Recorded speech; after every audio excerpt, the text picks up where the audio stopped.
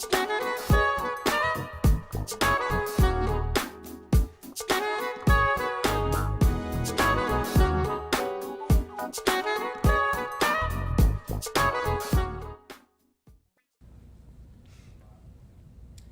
and welcome to the Bronco Exchange. I'm your host, Dr. Shanessa Fenner, and it is a pleasure today to have four highly educated individuals as my guests from, of course, the best school in North Carolina, Fayetteville State University. Over here we have Dr. John Brooks. He's the Dean of University College. We have my Dr. Marion Gillis-Olion, who I have a wonderful connection with. She is the Dean of the, of course, College of Education. We have Dr. Lee Brown. He's the Interim Dean of College of Business and Economics. And last but not least, we have Dr. Sam Adu-Mirkeu, the Dean of College of Arts and Sciences. Welcome. Thank you. Thank you. Thank you. Okay. I would first like you all to tell a little bit about your role, because like I indicated to you earlier, Dr. Brooks, just tell a little bit about the role of the university, being Dean of the University College. Okay, I'd be happy to. University College is a little bit different from the other colleges. We don't award degrees per se. What we do is we have a number of programs to promote student success, and that starts with outreach. We have programs that reach out in the middle schools and high schools to get students on track to be in college. We have academic support programs. We have the honors program. We have ROTC, so a variety of programs to help students be successful in whatever their major might be. Okay, thank you. Dr. Olion?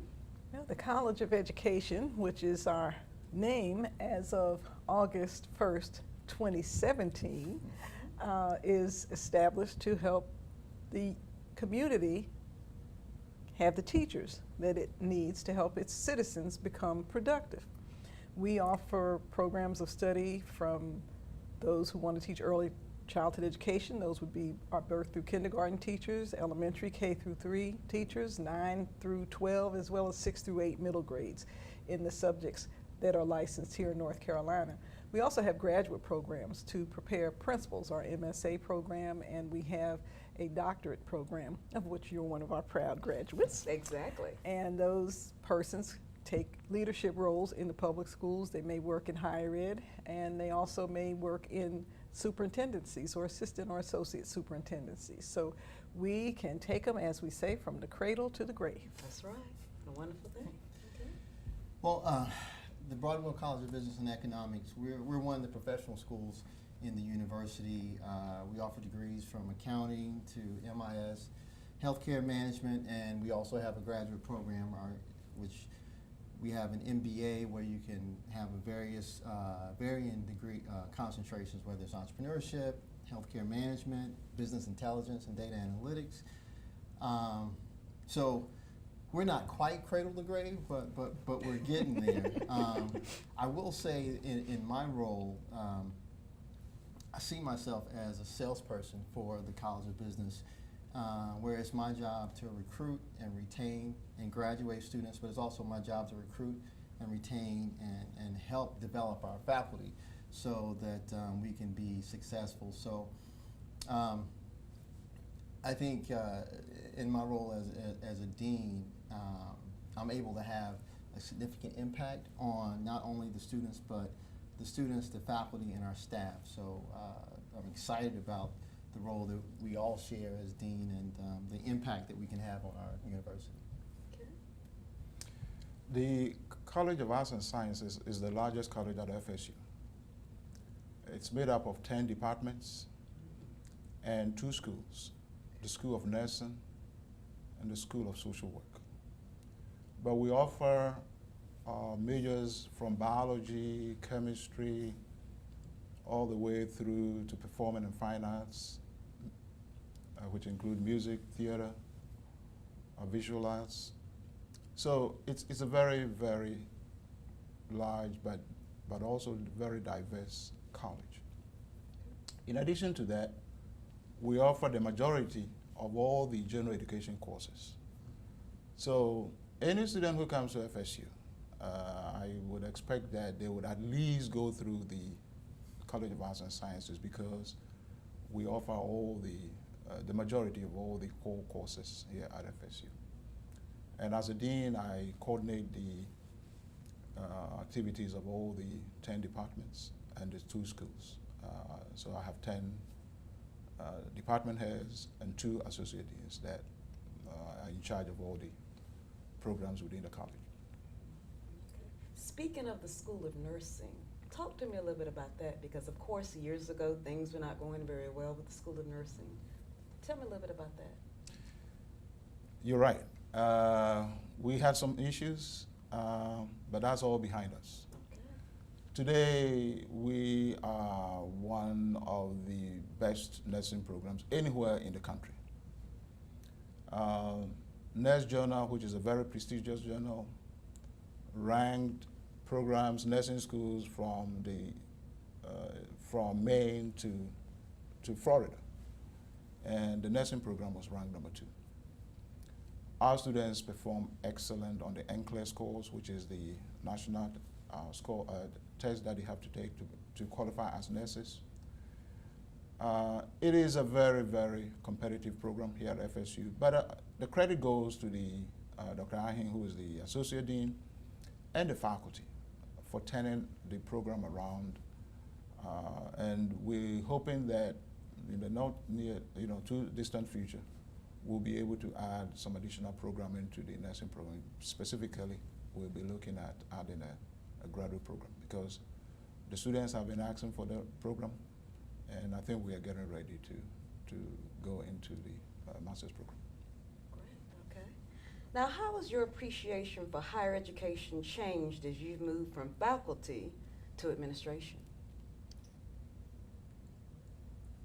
One of the things that has really been brought to light to me as I go into administration are the fiscal aspects, the budgeting, the various sources of funding, the various levels of student support in terms of the various kinds of financial aid that they have and who is eligible for what and when. And it is very complex to think about how the university is actually funded, and not only from the academic side of the house, which we represent. It is the product, but we need a lot of support to produce that product. We need facilities, we need groundskeepers, we need advisors, we need residence halls. So learning about the funding of all of those things has been very eye-opening to me. As a faculty member, I didn't know where the funding came from. Most of my concern was where my salary came from. So now I see a much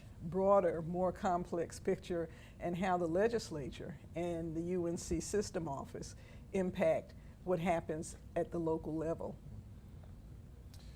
For me, the area that I think, as I have when I transitioned from being a faculty member to now an administrator, has been the area of accountability from stakeholders,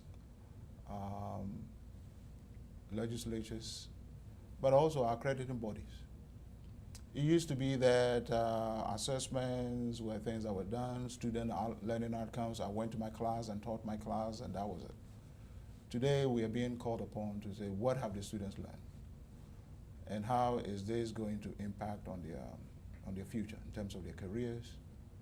So the whole area of accountability to various stakeholders has been an area that I think I have seen grow as I move into the administration. Okay. What would you say is the most enjoyable and then also the least enjoyable part of your job?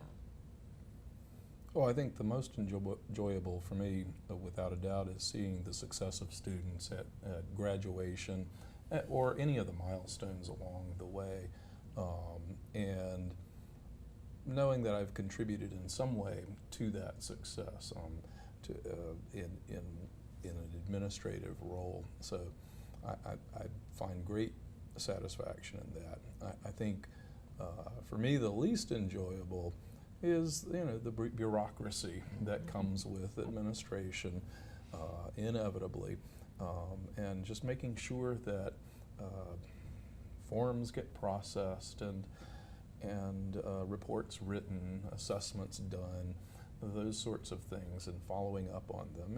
It's necessary work, and it does, of course, support the work of the faculty and the others who contribute more directly to the student success. But I gotta say, that's not the part I enjoy. Okay. Well, I would probably agree with Dr. Brooks regarding the least enjoyable part being the bureaucracy, but I would add to most or more enjoyable aspects of the position is the opportunity for impact. It's just, as a faculty member, you know, you're able to reach your students, but as an administrator, you're more in a better position to help develop programs, to help introduce innovation, to hire faculty, to seek new relationships and partnerships with industry to continue to innovate your program. So just the opportunities that I'm able to see and be a part of at the administrator level, it's just fun. You know, it's exciting what we can do when we have that exposure and we're in that environment to grow. Okay. Speaking of that, the opportunities and the creative and innovative ideas, what would be your vision for your department? So one of the things that we've discussed at length with faculty is this idea of closing the gap between theory and practice. As I mentioned before, we're a professional school, the business program, but we're not necessarily viewed that way, and in many instances our faculty focus on theory, and we don't do enough to engage industry and the community. So what we've begun to do is become almost a consulting working lab for organizations in the Fayetteville, Cumberland County region and southeastern North Carolina, so that if a company like Red Hat has an issue with marketing, why can't our marketing students help them solve that issue, where our students now get hands-on work experience, and we create a great relationship with a local organization. So that has really been fun to sort of develop and grow. Dr. Olion, what is your vision for this School of Education, College of Education? You know, our vision is to become more involved with our public school partners and our early childhood community. Right now, as many people know, there are not enough teachers to go around. So how do we encourage more people to come into teaching, and how can we help mid-career changers to efficiently move into a licensure area and complete that license and get into the classroom? How can we help those people who want to become teachers, who may be teacher assistants, get that done when, for some of them as heads of households, as teacher assistants, they cannot stop their job in order to student teach, and the state requires that everybody student teach. So we're hoping to look for more ways to do that. The legislature, starting this year, has instituted the residency program, where those who want to enter into teaching through a lateral entry licensure program can work with that lateral entry license, but also align with a university and get their credentials so that they can get into the classroom faster. So we would like to, we envision ourselves doing some of the things we used to do in the past. We used to say we had a road show going on. If there were school districts that wanted to partner with us, we could go in, and they had a cohort of students in a geographic area. We could go and make our courses more accessible to them, our advisement more accessible to them. And for some people who are place-bound, because many people cannot leave and their home base and go somewhere else to study. They have requirements that keep them at home, but they have talent that could be used in the classroom.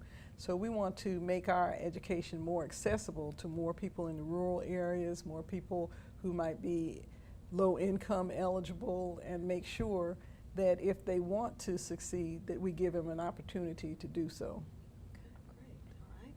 Now, if you were to give advice to young administrators or young faculty about assuming the role of dean, what kind of advice would you give them? I would say be prepared, okay? And I say that when I use my own example. When I left graduate school, my very first job, when I got there, the president says, we have a position. The chair of the Humanities and Social Sciences Department is not coming back. I'd like for you to consider moving into that position. This was at the community college. And I said, well, I've never been, a chair. I'm just out of school. He said, Joe, you can do it. But it laid a foundation. I would say get yourself into some of the key committees. There are some very essential committees that you can get yourself involved in. Curriculum committee, serving on the faculty senate. Be exposed to all the major areas within the university. Volunteer to serve on these key committees, because each one of those services adds to your stock of knowledge. So even when the time comes, you'll be better prepared to do that. Another area where I think I would say get yourself involved in areas of accreditation, at the university level, some of the key committees, assessment committees. Prepare yourself for those areas where you think you might need as you move into those. Because those are the key areas where I think as a dean, you're going to draw on your faculty experience if you're going to be successful in leadership. I would tell aspiring administrators, it's not about you. If you want to be a dean because you think it's a prestigious position and people will look up to you and you will have power, no, you're going into, first of all, you're going into it for the wrong reasons. And second of all, you will be very disappointed because the position of dean is very much a servant leadership position. It really is.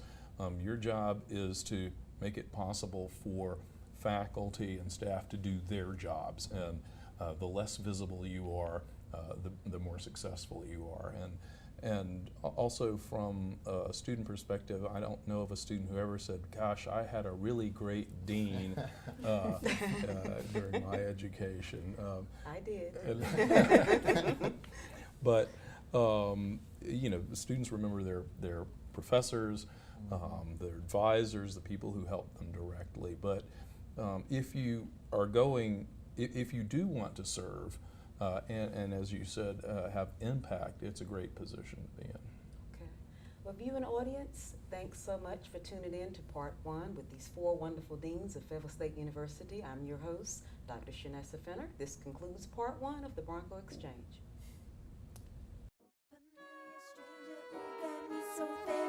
Hypnotized, familiar stranger, stranger. Wait, hold up, don't run, I don't bite. Familiar stranger, got me so very much hypnotized. Familiar stranger, stranger. Wait, hold up, don't.